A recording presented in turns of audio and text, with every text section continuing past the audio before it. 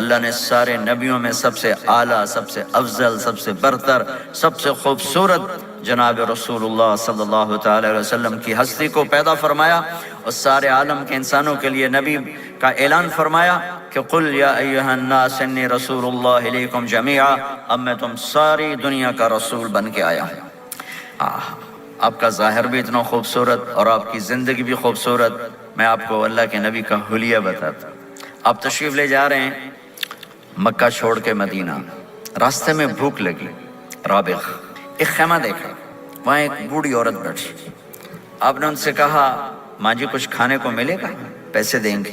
اس نے کہا بیٹا بارش نہیں ہوئی، کچھ بھی نہیں ہے، قحط ہے، کھانے کو بھی نہیں ہے، پینے کو بھی نہیں ہے۔ تو ایک بکری کھڑی تھی، بالکل کمزور، اس کے جسم پر صرف کھال تھی۔ آپ نے کہا اس بکری کا دودھ نکال لوں؟ وہ کہنے لگی دیکھ تو رہے ہو اس کے جسم پر تو سوائے کھال کر ہے کچھ نہیں، کہاں سے نکالو گے؟ کہا مجھے اجازت دو۔ اب چونکہ ایک عجیب سا واقعہ ہو رہا ہے کہ ایک ایسی بکری سے دودھ نکالنے کی بات ہو رہی ہے جو چل بھی نہیں سکتی، تو بڑھیا آپ کو ایسے غور سے دیکھنے لگی کہ یہ کون ہے، یہ کون ہے جو اس مری ہوئی بکری سے دودھ نکالنا چاہتا ہے؟ تو غور سے دیکھ رہی، تو آپ آنکھوں میں سما گئے۔ پھر اس نے اس کو بیان کیا۔ آپ نے اس بکری کے تھنوں کو پکڑا تو لٹک کے نیچے آ گئے، دودھ سے بھر گئے۔ تو اپنے بڑے برتن میں دودھ نکالا، اپنے تینوں ساتھیوں کو پلایا، خود بھی پیا، پھر دوبارہ دودھ نکال کے برتن پورا بھر کے اس بڑھیا کو دے دیا، اور آپ چلے گئے۔ شام کو اس کا خامد آیا، ابو معبد، انہیں کہا ام معبد یہ دودھ کہاں سے؟ کہا اس بکری کی۔ کہا پاگل ہے، یہ تو چل نہیں سکتی ہے، اس کا دودھ کہاں سے آ گیا؟ کہا ایک نوجوان آیا تھا، اس کے ہاتھوں میں کوئی تاثیر تھی، جادو تھا، جس سے یہ دودھ نکلا ہے۔ وہ کہنے لگا ان عتیلی، بتاؤ وہ کیسا تھا؟ شاید آپ نے کبھی سنا نہ ہو اپنے نبی کا حلیہ، میں بتانا چاہتا ہوں ہمارے نبی کیسے تھے۔ رأیت رجلا ظاہر الوضاء ابلج الوجه حسن الخلق لم تعبه ثجلة ولم تجر به سعلة وصيم قصيم في عينيه دعج في أشفاره وطف في صوته سحل في لحيته كثافة في عنقه ستع أكحل أحور أزج أقرن إن صمت فعليه الوقار وإن تكلم فسماه وعلاه البهاء أجمله وأبهاه من بعيد وأحسنه وأحلاه من قريب كأن منطقه خرزات نذب يتحذرن فصل لا هزر ولا نزر سبحان لم تقتحم عين من قصر ولا تشنه من طول ربعة انظر الثلاثة غصن بين غصنين۔ کیا اماں الفاظ بول گئی، آج تک عالم تھک گئے ترجمہ کرتے ہوئے۔ کہنے لگی میں تمہیں کیا بتاؤں، میں نے ایک شخص دیکھا، مجھے لگا جیسے 14ویں کا چاند ہی کپڑے پہن کے زمین پہ آ گیا۔ ظاہر الوضاء ابلج الوجه، چمکتا چہرہ۔ میں پورا آپ کو ایک اور حدیث بھی ساتھ جمع کر لیتا ہوں۔ عظیم الہامہ، خوبصورت سر، بڑا شدید سواد الشعر، سیاہ کالے بال، عظیم الہامہ، سر خوبصورت گولائی میں، واسع الجبین، کھلا ماتھا، ازہر اللون، کلیوں جیسا خوبصورت رنگ چمکتا ہوا۔ پھول میں چمک تھوڑی ہو جاتی، کلی میں زیادہ ہوتی، کلیوں جیسا رنگ چمکتا ہوا۔ ازج الحواجب، یہ بڑے خوبصورت گول، وہ آج کل کیسے یہ پر پینسلیں لگا لگا لگا کے بیچاریاں یہاں تک لے جاتی ہیں، اور پھر پینسل کا رنگ اتر جاتا ہے، پھر اندر سے وہی عجیب و غریب نظر آنے لگتا ہے۔ تو میرے نبی کی اللہ نے ایسے خود بنا دی، ایسے پورے چلتی ہوئی یہاں تک آتی تھی۔ من غیر قرن، یہاں بال نہیں تھے، یہاں یہ جگہ خالی تھی۔ جن کے ہوتے ہیں وہ بیچاری یہاں سے نکال نکال نکال، ہائے ہائے بھی کرتے ہیں اور نکالتے بھی ہیں۔ من غیر قرن، یہاں بال نہیں تھے۔ بینہما عرق یدرہ الغضب، یہاں ایک وین تھی، وین، جب آپ کو غصہ آتا تھا تو آپ غصے کو برداشت کرتے تھے، نکالتے نہیں تھے، برداشت کرتے تھے، تو وہ یہاں ایسے ایسے ایسے ایسے ایسے ایسے حرکت کرنا شروع کر دیتی تھی، تو اس سے پتہ چلتا تھا کہ اللہ کے نبی غصے میں بیٹھے ہوئے ہیں۔ فی عینیہ دعج، آنکھ بڑی خوبصورت، موٹی، سیاہ، اشکل، لمبی، اہدب، یہ بال بڑے لمبے، اکحل، بغیر سرمے کے سرمہ لگا ہوا، انجل، ابرج، اہدب، احوج، ادعج، اکحل، یہ سب نام میرے نبی کی آنکھوں کے ہیں کہ اللہ نے ایسی خوبصورت آنکھ کائنات میں اور کسی کو نہیں تھی۔ حسین آنکھ تھی، اس میں باریک سرخ دھاریاں تھیں اور سیاہی سیاہ تھی، سفید ہی سفید تھی. جب آپ آنکھ اٹھا کے کسی کو دیکھتے تھے کوئی آپ کی آنکھوں میں آنکھیں نہیں ڈال سکتا، سب ایسے ہو جاتے تھے. اس لیے میرے نبی یوں نہیں دیکھتے تھے، لوگ ایسے دیکھتے تھے. جل نظرہ الملاحظہ، ایسے جب کبھی آنکھ اٹھتی تھی پھر سب آپ کے سامنے یوں ہو جاتے تھے، کوئی آپ کے چہرے پہ نظر نہیں ڈال سکتا تھا. فی اشفارہ وطف، خوبصورت خوبصورت بال. اخن العرنین، ناک تھوڑا سا یہاں سے اٹھا ہوا، یہاں سے باریک. لہو نور یعلوہ، یہاں نور نظر آتا تھا، اسے چمکتا ہوا چمکتا ہوا. ضلیع الفم، ہونٹ بڑے خوبصورت کھلے ہوئے کھلے ہوئے اور چوڑے منہ کے ساتھ. اشنب براق الثنایا مفلج الاسنان، دانت ایسے گولائی میں خوبصورت چمکتے ہوئے. جب کبھی آپ مسکراتے آپ کے دانتوں کا نور دیواروں پہ پڑتا ہوا نظر آیا کرتا تھا. ایسے حسین دانت تھے ہمارے نبی کے کہ دانتوں سے نور نکل کے دیواروں پہ پڑتا ہوا نظر آتا تھا. یہ 4 دانتوں میں تھوڑا فاصلہ تھا، باریک سا فاصلہ تھا، اس میں سے ایسے روشنیاں نکلتی تھیں آپ کی مسکراہٹ کے دوران.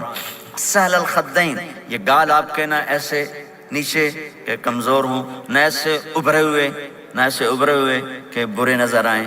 کف اللحیہ، داڑھی بڑی خوبصورت گھنی نیم گھنگریالے، اور داڑھی میں سر میں 14 سفید بال تھے اور ایک روایت میں 20 سفید بال تھے. اور کأن عنقہ جید دمیہ، اور آپ کی یہ گردن مبارک سراہی کی طرح لمبی اور خوبصورت گولائی میں، جیسے کسی نے گھڑ کے آپ کی گردن کو بنایا ہوا ہو. اور آواز میں جادو، فی صوتہ سحل، آواز میں جادو، آواز میں کشش، آواز میں گرفت. طفیل بن عامر ایک بڑے عرب سردار ہیں، وہ مکے میں آئے. لوگوں نے کہا ایک جادوگر ہے جس کو سناتا ہے اس کا ہو جاتا ہے، تم اس کی نہ سننا. انہیں ڈر کے اپنے کان میں روئی ڈال لی کہ میں سنتا ہی نہیں. طواف کر رہے تھے، آپ پہ نظر پڑی، آپ نماز پڑھ رہے تھے ایک طرف کھڑے ہو کر، تو نظر پڑی تو کھچ گیا دل. تو کہنے لگے من ہوا، یہ کون ہے؟ تو مکے والوں نے کہا ہوا یہ وہی جادوگر ہے. تو طفیل کہنے لگے میری جی میں آیا، تو اتنا بڑا سمجھدار آدمی ہے، یہ اتنا خوبصورت انسان میرے خیال میں جادوگر نہیں ہو سکتا. میں اس کی سنتا ہوں، اگر اچھی بات ہوگی تو لے لوں گا، غلط ہوگی چھوڑ دوں گا. تو طواف پورا کر کے آپ کے پاس آ کے بیٹھ گیا. آپ نے سلام پھیرا تو طفیل کہنے لگا ما تقول یا محمد، کیا کہتے ہو محمد، کچھ سناؤ. تو آپ نے چند جملے بولے، ان الحمد للہ احمدہ واستعینہ واؤمن بہ واتوکل علیہ من یہدہ اللہ فلا مضل لہ ومن یضللہ فلا ہادی لہ. تو وہ تڑپ گئے. میرے آپ کے لیے کوئی کشش نہیں ان کلمات میں ترجمہ بھی کر دوں تو کوئی کشش نہیں، لیکن وہ عرب سمجھنے والے وہ کہنے لگا اعد فقط بلغنا قاموس البحر، ارے ذرا دوبارہ سنانا، تیرے ایک جملے نے 7 سمندر کا پانی پی لیا ہے. تو آپ نے دوبارہ سنایا ان الحمد للہ احمدہ واستعینہ واؤمن بہ واتوکل علیہ من یہدہ اللہ فلا مضل لہ ومن یضلل فلا ہادی لہ. تو کہنے لگا مجھے کلمہ پڑھا دے. آواز میں ایک کشش تھی، جو سنتا تھا وہ کھچ جاتا تھا. خوبصورت آواز. بعید ما بین المنکبین، چوڑی چھاتی کھلی چھاتی. عریض الصدر، چوڑا سینہ. سواء البطن والصدر، سینہ اور پیٹ برابر. میں معذرت سے کہتا ہوں کتنے خواتین بھی مرد بھی، آپ سجے پاسے پیٹ کھبے پاسے، آپ کھبے پاسے پیٹ کھبے پاسے، آپ سجے پاسے. دیکھتے وہ ادھر ہوں تو پیٹ ادھر ہو جاتا ہے، ادھر ہوں تو پیٹ ادھر ہو جاتا ہے. جو ہنستے میں پیٹ ہے کرتا ہے زبان سے نہیں، وہ پیٹ سے ہنستے گڑ گڑ گڑ گڑ گڑ گڑ گڑ. تو میرے اللہ کو انتہائی ناپسند ہے، موٹا چاہے عورت ہو چاہے مرد ہو. اور مولوی موٹا تو سب سے برا لگتا ہے. بھائی احتیاط سے کھاؤ، اللہ تعالیٰ نے کھانے کے لیے نہیں پیدا کیا ہے، اللہ نے کسی کام کے لیے پیدا کیا ہے. تو کھانے پینے کا وقت اللہ نے آگے رکھ دیا ہے، خوب ڈٹ کے کھا لینا. حلال بھی کھاؤ، احتیاط سے بھی کھاؤ. کلو واشربوا ولا تسرفوا. اور اللہ تعالیٰ نے کھانے کا والتین والزیتون وطور سینین وهذا البلد الامین، اللہ نے اعلیٰ ترین غذا کی قسم اٹھائی اور اس میں ذائقہ نہیں دیکھا. نہ انجیر کا ذائقہ ہوتا ہے اتنا اچھا، اور زیتون تو ویسے ہی کڑوا ہوتا ہے. تو یہ اللہ تعالیٰ سموسے پکوڑے کی قسم بھی کھا سکتا تھا، مجھے سموسے کی قسم، مجھے پکوڑے کی قسم. تو اللہ نے ہمیں کھانے کا سلیقہ بتایا، طریقہ بتایا کہ اپنے یہ بوفے نہ کرو. بوفے 50 چیزیں پلیٹ میں ڈال لی ہیں اور پھر لگے ہیں جانوروں کی طرح کھاتے ہی جا رہے ہیں. میرے نبی ایک وقت میں 1 سالن کھاتے تھے، 1 2 کبھی نہیں کھائے، 1. اور زندگی بھر میرے نبی نے باسی کھانا نہیں کھایا، صبح کا پکا شام نہیں کھایا. شام کا پکا صبح نہیں کھایا، صرف ایک دفعہ حج کے موقع پر ام ہانی حضرت علی کی بہن مکہ میں، ان کے گھر باسی روٹی کے 2-4 لقمے لیے، ورنہ صبح کا پکا ہوا شام نہیں کھاتے تھے، یا تازہ یا فاقہ، تمہاری طرح نہیں 8 دن کا پکا کے فریج میں ٹھوک دیتا ہوں، کڈی رکھو تو کھاتی رکھو، یہ کیا ہے؟ یہ بھی کوئی زندگی 8 دن کا پکا کے کٹھا ہی ٹھوک دیا اندر۔ اب نکال کے بیگم اپنے ٹائم پہ گرم کر کے کھا رہی، میاں صاحب اپنے ٹائم پہ گرم کر کے کھا رہے ہیں، اب پہ برتن صاف کیتی جاندے ہیں، اب پہ کینیڈا، مطلب پتہ نہیں کیا پڑا کینیڈا۔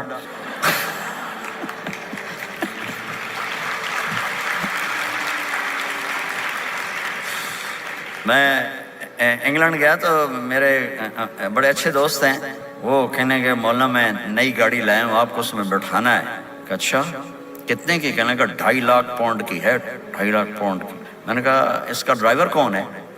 کہا جی ڈرائیور تو ہم خود ہی ہوتے ہیں۔ میں نے کہا پھر ہماری سوزوکی اچھی ہے جس پر ڈرائیور رکھا ہوتا ہے، صاف بھی کرتا ہے بٹھاتا بھی ہے، تم اچھے 2.5 لاکھ پاؤنڈ کی گاڑی لی ہے، ٹائر بھی خود دھو رہے ہو اور اس کے میٹ بھی خود صاف کر رہے ہو نکال کے، ابھی بیگم نے برتن بھی تم سے صاف کروانے ہیں، وہ الگ سے کام ہے۔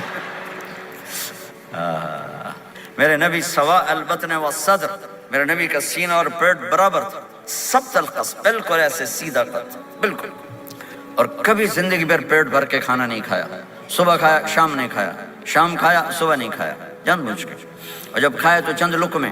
دقیق المسربہ، یہاں بالوں کا تار تھا جو ناف پہ آ کے ختم ہوتا تھا، باقی سارا جسم انور المتجرد، چمکتا ہوا جسم تھا، چمکتا ہوا، راہ بر راہ، یہ ہتھیلی کشادہ، شسن الکفین والقدمین، یہ جگہ اور پاؤں کی یہ جگہ، اس پر گوشت خوبصورت، مسیح القدمین، اس طرح تھا کہ یہ رگیں نظر نہیں آتی تھی، اور جو حصہ آپ کا کپڑوں سے باہر نظر آتا وہ نور چمکتا نظر آتا تھا، اور اذا زال قلعا، آپ پورا قدم اٹھا کے رکھیں، یہ ایسے نہیں چلتے بلکہ آپ پورا ایسے قدم اٹھا دیتے پورا، اور یقارب الخطا، قدم چھوٹا چال میں تیزی، ایسے لمبے قدم نہیں اٹھاتے تھے، چھوٹا قدم لیکن اس میں تیزی بہت، یمشی تکفین، ذرا کندھے جھکا کے چلتے تھے، اکڑ کے زندگی بھر نہیں چلے، ہمیشہ یوں چلتے تھے، تھوڑی گردن بھی جھکی ہوئی، تھوڑے کندھے بھی جھکے ہوئے، اور عاجزی، اور ہمیشہ سلام میں پہل فرماتے تھے،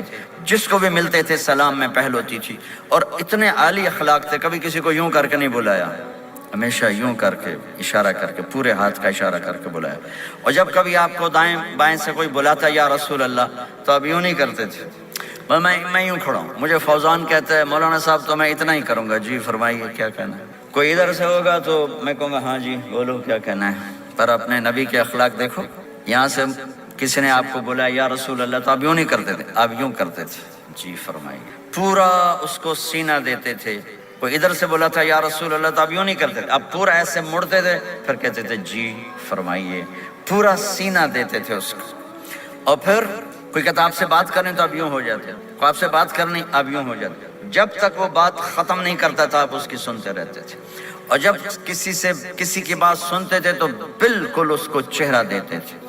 یہ موبائل نے ہمارے اخلاق برباد کر دیا، بچہ ماں سے بات کرتا ہے وہ بیٹھی موبائل دے، ہاں بولو کیا کہتے ہو، سن رہی ہوں، بولو سن رہی ہوں، آنکھیں ادھر ہوتی ہیں اور کان ادھر ہوتے ہیں، یہ جس سے بھی آپ ایسا کرو گے آپ نے اس کے دل کو تباہ کر کے رکھ دیا۔ توجہ فرمائیے، ہمارے اردو میں کہتے ہیں توجہ، تا ہٹا دو تو نکلتا ہے وجہ، چہرہ، اپنا بوتھا شریف میری طرف کرو، مجھے عزت دو، میری آنکھوں میں آنکھیں ڈال کے بات کرو۔ آپ کو صحیح سچا واقعہ سناؤں، ہمارے فیصل آباد میں ایک خاتون اسکول ٹیچر تھی، تو وہ پیپر چیک کر رہی تھی تو رونے لگی مارکنگ کرتے ہوئے، تو ان کے ہسبینڈ نے پوچھا کیوں روئی ہو، تو اس نے ایک پیپر نکال کے دے دیا، کہا اس کو پڑھو، تو اس میں ایک سوال تھا کہ بچوں سے کہ آپ کیا بننا چاہتے ہیں، تو بچے نے لکھا تھا میں اسمارٹ فون بننا چاہتا ہوں، کہ میں دیکھتا ہوں کہ میری ماں اور میرے جو فادر ہیں وہ مجھے اتنا توجہ نہیں دیتے جتنا اپنے فون کو توجہ دیتے ہیں، میں ان سے بات بھی کروں تو وہ اپنے فون میں لگے ہوتے ہیں اور اسی میں لگے مجھ سے بات کرتے ہیں، میرا جی چاہتا ہے میں بھی اسمارٹ فون ہوتا۔ تو ان کے خاوند نے پوچھا تو کیوں روئی ہو، کہ یہ تیرے میرے بیٹے نے لکھا ہے، یہ اوپر تو رول نمبر تھا نا، ان کو تو پتا تھا کس کا رول نمبر ہے، باپ کو نہیں پتا تھا، کہ یہ تیرے میرے بیٹے نے لکھا ہے کہ میں اسمارٹ فون بننا چاہتا ہوں۔ تو یہ ضرورت کی چیز ہے، لیکن اب آپ تو اپنا کلچر بھول گئے. مراسی بڑی ایک عالیشان قوم ہوتی ہے ہمارے پنجاب میں, تو وہ ہماری پنجابی کی مثال ہے, مراسیاں دا پتر جمے انہیں چوم چوم کے مار چھڑیا. تو یہ سمارٹ فون نے تمہیں ٹوائلٹ میں بھی فارغ نہیں رکھا, ٹوائلٹ میں بھی سودے کر رہے ہوتے ہیں بیٹھے ہوئے. تو ہر چیز کی ایک ترتیب ہے. میرے نبی جب کسی کی سنتے تھے تو پوری طرح متوجہ ہوتے تھے, چھوٹے کو بھی عزت دیتے تھے, بڑے کو بھی عزت دیتے تھے. تو میرے اور اللہ کے درمیان جناب رسول اللہ صلی اللہ تعالی علیہ وسلم کی ہستی, یہ واسطہ ہیں, یہ رابطہ ہیں کہ مجھے اپنی زندگی میں ڈھلنا ہے اس محبوب کے طریقے میں جس سے میرے اللہ نے پسند کیا. فلا وربک, یہ قرآن کی پہلی قسم ہے. والعصر, یہ قرآن کی آخری قسم ہے. فلا وربک لا یؤمنون حتی یحکموک فیما شجر بینہم ثم لا یجدوا فی انفسہم حرجا مما قضیت ویسلموا تسلیما. مجھے قسم ہے میرے محبوب آپ کے رب کی. سبحان, یہ قرآن کی سب سے خوبصورت قسم ہے اور اظہار محبت میں سب سے عالی شان قسم ہے کہ اللہ تعالیٰ یوں کہہ رہا ہے, اے میرے محبوب مجھے آپ کے رب کی قسم. خود ہی قسم اٹھاتا ہے اور انداز ایسا ہے جیسے قسم اٹھانے والا کوئی اور ہے اور رب محمد کوئی اور ہے. یہ اظہار محبت کی آخری شکل ہوتی ہے کہ قسم اٹھانے والا اپنے آپ کو دو بنا دے. مجھے آپ کے رب کی قسم. کینیڈا والوں کو بتا دیں, جب تک آپ کے طریقوں پر نہیں آئیں گے میں انہیں قبول نہیں کروں گا. اللہ کے نبی کو راضی کرنا, ان کے خوشی کو حاصل کرنا. ایک صحابی آئے, یا رسول اللہ میرا پڑوسی ہے, اس کی کھجور ایسے ہو کر میرے گھر کے صحن میں اس کے چند آتے ہیں شاخیں, جب پھل لگتا ہے تو وہ گر جاتا ہے, تو میرے بچے اٹھاتے ہیں تو ادھر سے دوڑ کے آتا ہے, ان کے منہ سے کھجور نکال لیتا ہے. آپ اسے کہیں کہ بچوں پہ اتنی سختی نہ کرے. آپ نے اسے بلایا, وہ منافق تھا. آپ نے اسے بلا کر کہا کہ یہ کھجور مجھے دے دو اور اس کے بدلے جنت میں مجھ سے ایک کھجور لے لو. وہ کہنے لگا یا رسول اللہ یہ مجھے اور میرے بچوں کو بڑی پسند ہے, کوئی اور ہوتی تو میں دے دیتا. اب چپ ہو گئے, وہ چلے گئے. ایک صحابی بیٹھے تھے ابو الدحدہ, یا رسول اللہ میں لے دوں, مجھے آپ وعدہ کرتے ہیں, مجھ سے وعدہ کرتے ہیں آپ مجھے جنت میں لے کر دیں گے؟ آپ نے کہا ہاں. تو پیچھے پہنچ گئے. کہنے لگے بھائی کھجور کا سودا کرو. کہا جاؤ جاؤ, میں نے اللہ کے نبی کو نہیں بیچی, تمہیں کیسے بیچ دوں؟ کہنے لگے جو تیرے منہ میں آتا قیمت مانگو. کہنے لگا اپنا باغ مجھے دے دے, کھجور لے لے. باغ میں 600 کھجوریں تھیں. تو کہنے لگا پکی بات ہے؟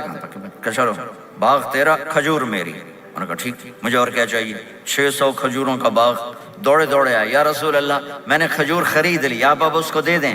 ہم نے کہا انہیں مجھے تو دینی, تمہیں کیسے دے دی؟ کہا جی میں نے پورا باغ دے دیا اور کھجور اس سے لے لی, 600 کھجوروں کا. آپ نے کہا ہمارا پچھلا سودا کینسل, پہلے تھا ایک کھجور لے کر دوں گا, اب تیرا میرا سودا یہ ہے کہ تیرے لیے جنت میں بے شمار باغات بھی مل گئے اور تیرے لیے گھر بھی تیار ہو گئے. کم من عزق رداہا ودار فیاہا لأب الداہ داہا.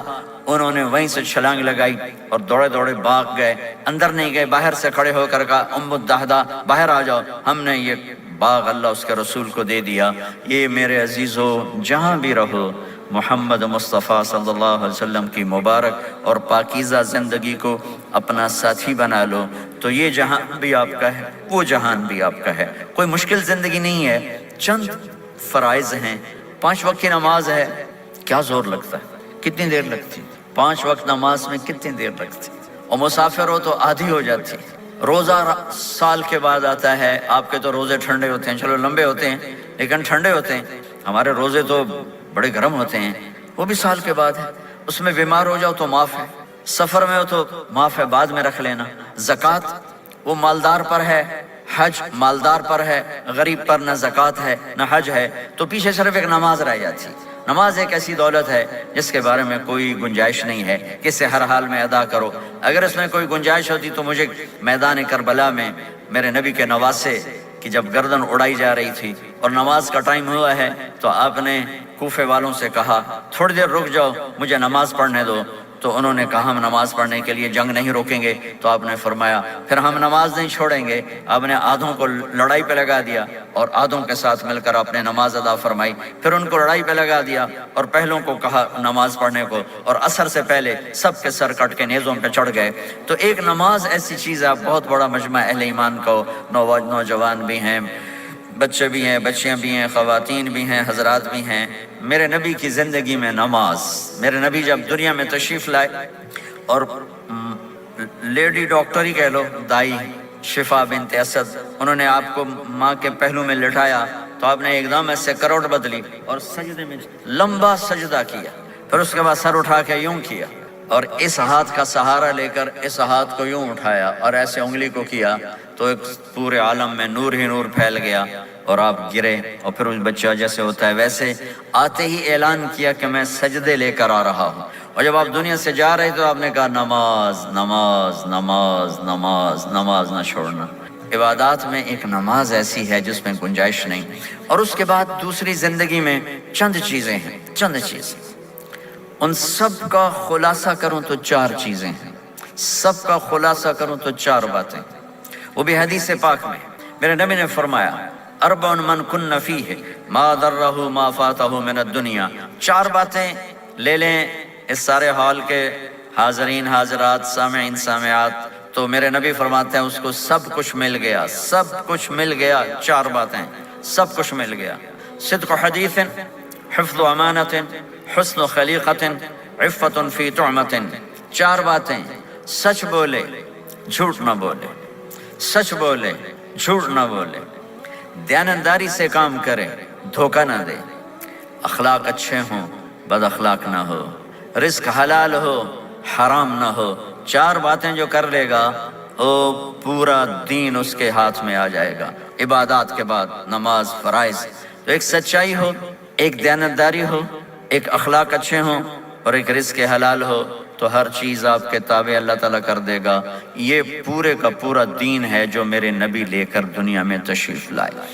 یہاں کے ماحول میں دوڑ لگی ہوئی ہے اور ایک دوسرے کو خیال کرنا یا اس کے لیے وقت نکالنا، خاص طور پر جہاں والدین پوری دنیا میں ہی پریشان ہیں لیکن ان ملکوں میں زیادہ پریشان ہیں کہ پتہ نہیں سسٹم ایسا ہے یا قدر کوئی نہیں ہے، لیکن میرے نبی نے فرمایا تھا کاش میری ماں زندہ ہوتی تو تم لوگ دیکھتے میں کیا کرتا، میں عشاء کی نماز کے مصلی پہ کھڑا ہوتا، سورۃ فاتحہ پڑھ رہا ہوتا اور ادھر سے میری ماں مجھے پکارتی محمد، تو میں ماں کے لیے نماز توڑ دیتا۔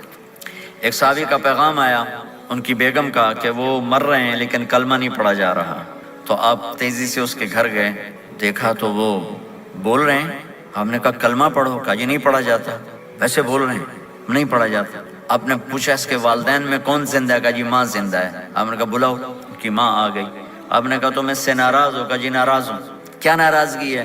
کہ یا رسول اللہ بدتمیزی سے بولتا تھا، بس اور کوئی ناراضگی نہیں، بہت نیک بچہ ہے، تہجد بھی پڑھتا ہے، روزے بھی رکھتا ہے، قرآن بھی پڑھتا ہے، مجھ سے بولتا ہے تو سخت ہو کے بولتا، ریش ہو کے بولتا۔ تو آپ نے کہا معاف کرتی ہو؟ کہا نہیں میں نہیں معاف کرتا۔ تو آپ نے فرمایا میں اسے آگ لگا دوں پھر سفارش کرو گے؟ کہا ہاں پھر تو کروں گے۔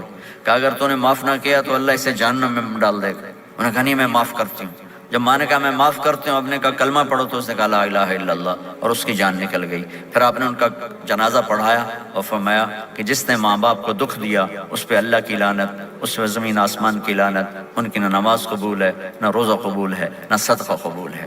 تو مجھے آپ اکثر نوجوان نظر آ رہے ہیں، آپ فیملیز والے ہیں، اپنے ماں باپ کو عزت دیں، اپنے ماں باپ کے پاؤں دھو کر پئیں، ان کی دعا لے لیں، وہ دعا آپ کو کہاں سے کہاں پہنچا دے گی۔ ماں باپ کی دعائیں وہ کام کرتی ہیں جو نہ امریکن ڈالر کرتا ہے، نہ کینیڈین ڈالر کرتا ہے، نہ برٹش پاؤنڈ کرتا ہے، نہ پاکستانی ہندوستانی روپیہ کرتا ہے۔ ماں باپ کی دعاؤں سے 7 آسمان کے دروازے کھل جاتے ہیں، زمین آسمان کی برکتیں سمٹ کر ان لوگوں کے پاؤں میں آتی ہیں جو اپنے ماں باپ کی دعا لیتے ہیں۔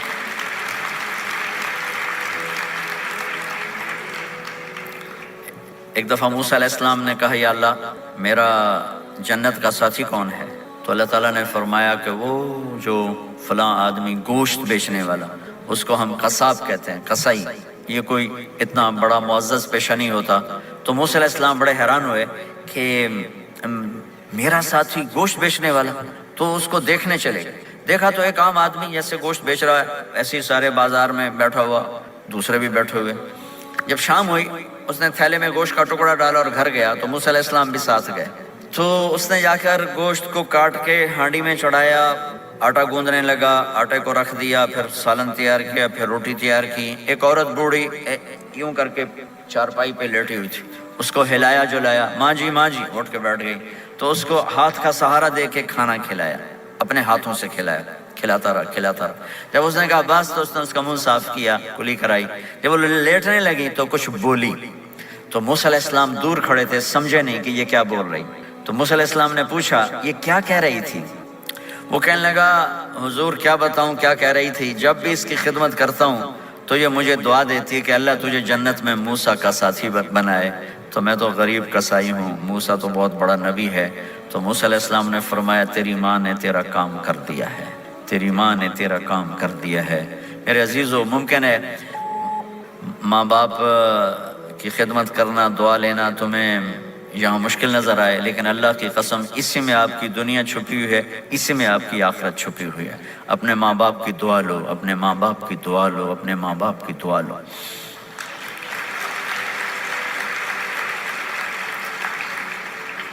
دوسرا رشتہ ہے یہاں خاوند اور بیوی کا۔ پورے ویسٹ میں طلاقیں بہت زیادہ ہو گئی ہیں، بہت زیادہ طلاق کی ریشو بڑھ گئی ہے۔ یہ سب سے خوبصورت رشتہ ہے، سب سے عالی شان رشتہ ہے، اور اللہ کے نبی نے فرمایا سب سے بہترین انسان وہ ہے جو بیوی کے ساتھ اچھا سلوک کرتا ہو۔ اور آپ کو ایک عجب حدیث سناؤں، سب سے پہلے جو چیز قیامت کے دن میری نیکیوں اور برائیوں کو تولنے کے لیے جب اللہ ترازو لگائے گا تو سب سے پہلے جو چیز تولنے میں رکھی جائے گی وہ میرا بیوی کے ساتھ سلوک تولا جائے گا، اور بیوی کا خاوند کے ساتھ سلوک تولا جائے گا۔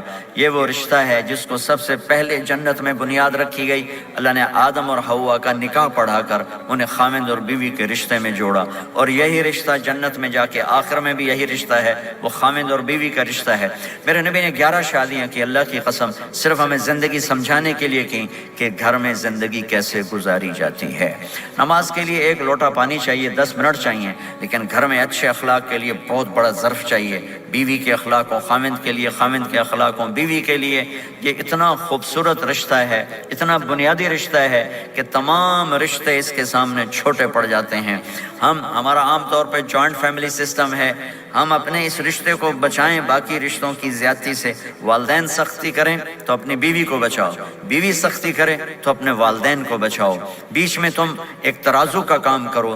ہم اپنے گھر کو خوبصورت بنانا چاہتے ہیں تو جو ڈالر سے نہیں خوبصورت ہوگا، یہ آپ کے اخلاق سے خوبصورت ہوگا۔ ایک میٹھا بول وہ بیوی کے دل کو خرید لیتا ہے، ایک میٹھا بول وہ خاوند کے دل کو خرید لیتا ہے۔ ایسی اولاد کے ساتھ بھی وہ شدت اور سختی نہ ہو، بلکہ نرمی کا معاملہ ہو، پیار محبت کا معاملہ ہو۔